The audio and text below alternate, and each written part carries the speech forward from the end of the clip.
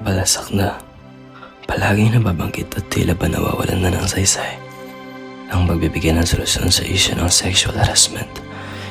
Sa dami ng mga interpresyong sinasagawa ng dapat dibisyon sa Pilipinas, natutugunan ba ito o nanatiling tahimik na sagot sa loob ng mga paaralan?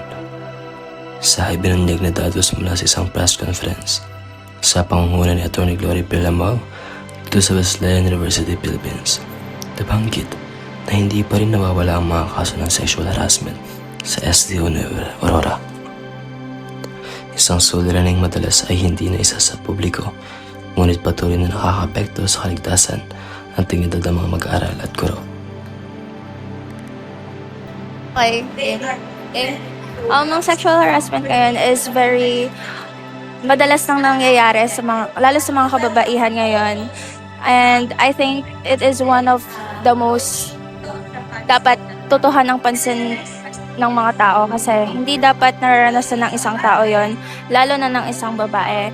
Dahil meron nun, naranasan ko na habang naglalakad ako, there was a guy na like nagpa-sweet sa akin, and then ayun, I felt harassed.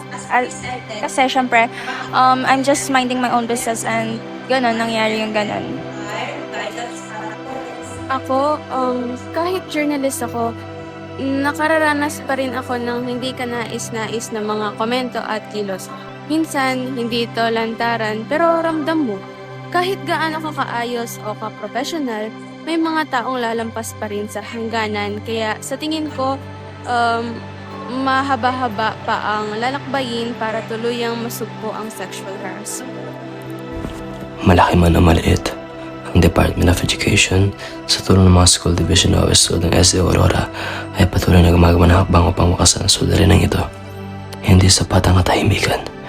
Hindi sapat ang pag-iwas. Ito ay panawagan. Igalang ang hangganan.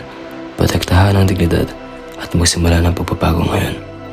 Ang sexual harassment ay hindi biro. Ito ay labag. Ito ay mali. Ito ay dapat itigil.